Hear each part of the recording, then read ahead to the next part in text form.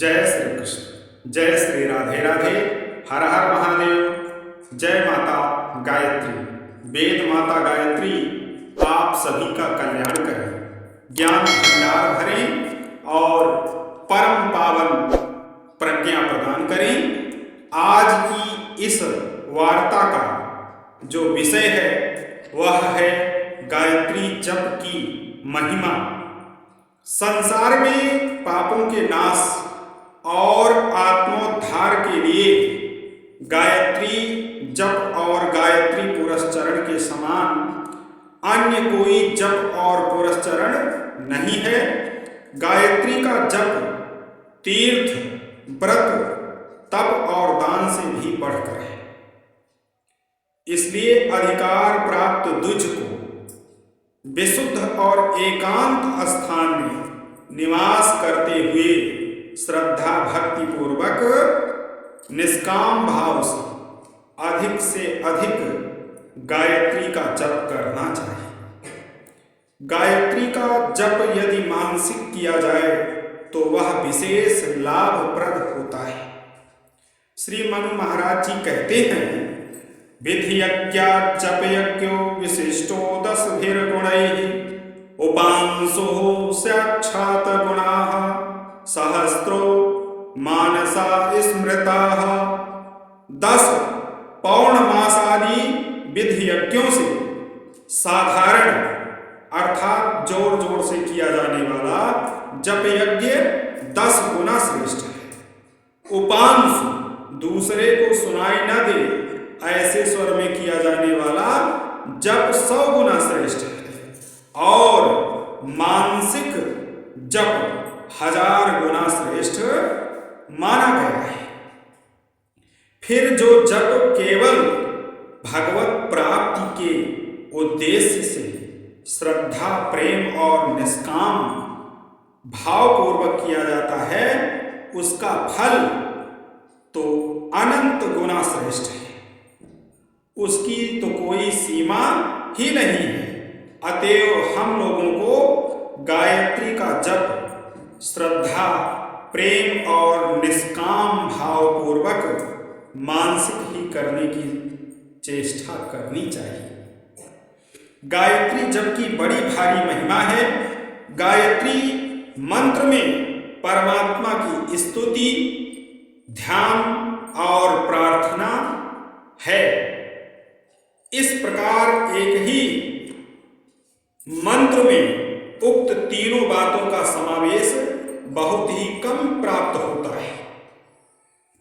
इस मंत्र के छंद का नाम गायत्री है, इसलिए इसे गायत्री मंत्र कहते हैं। गायत्री देवी को ही परमात्मा समझने वाले उनके उपासक इस मंत्र में गायत्री देवी की ही स्तुति, ध्यान और प्रार्थना मानते हैं।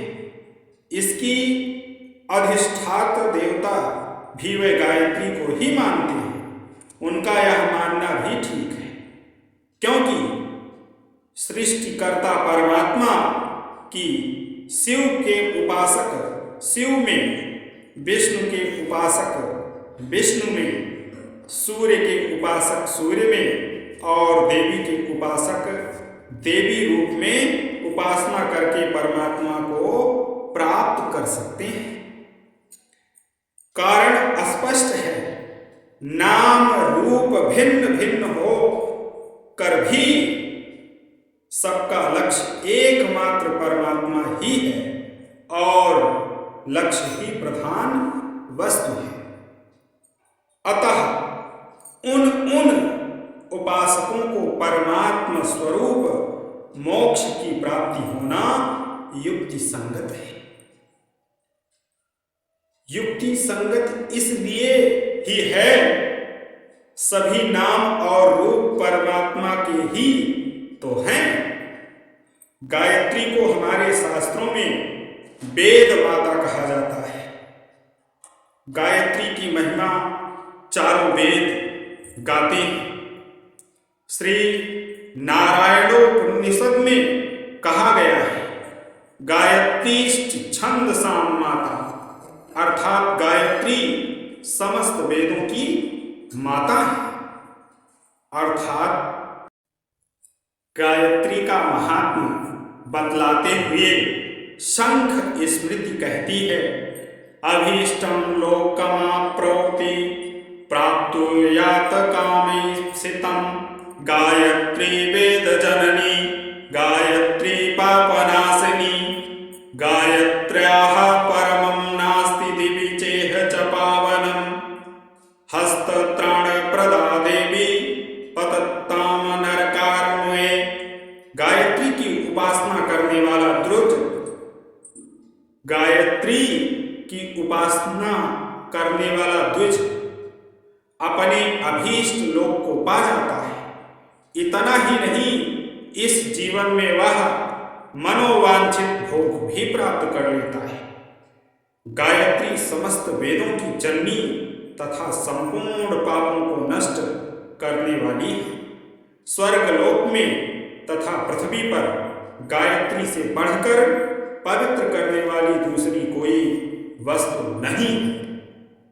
गायत्री देवी नरक समुद्र में गिरने वालों को हाथ का सहारा देकर बचा लेने वाली है।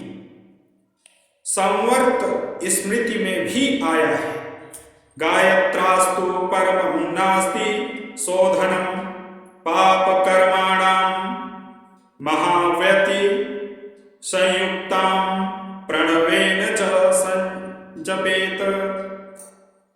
गायत्रास्तु परमं नास्ति शोधनं पाप कर्माणां महाव्याहृति संयुक्तां प्रणवेन च संजपेत। गायत्री से बढ़कर पाप कर्मों से शुद्ध करने वाला दूसरा कोई नहीं। अतः प्रणव ओंकार सहित 3 व्याहृतियों से युक्त गायत्री मंत्र का जप करना चाहिए। श्री मनु जी कहते हैं, एतदाक्षरमेतं च जपन् व्याहृति पूर्वकाम् संध्योर्वेदविद विप्रो वेद पुण्डेन युज्यते। इस ओंकार और व्याहृति सहित गायत्री का दोनों कालों में जप करने वाला वेदज्ञ ब्राह्मण वेद का पाठ का पुण्य पा लेता है। यो अधीतेह अनन्यतास्त्रीणि वरसाण्यधृताः सा ब्रह्म परवेति वायुभूताः खमोटिमान। जो पुरुष 3 वर्ष तक प्रतिदिन आलस्य छोड़ करके गायत्री जप करता है, वह मृत्यु के बाद वायु रूप होता है और उसके बाद आकाश की तरह व्यापक होकर पर ब्रह्म को प्राप्त करता है। जय श्री कृष्ण। जय वेद माता गायत्री माता, वेद माता गायत्री आप सभी का कल्याण करें। आज की वार्ता में इतना ही। कल मिलते हैं गायत्री महिमा में, गायत्री जप की महिमा में एक सुंदर कथा के साथ। तब तक के लिए जय श्री।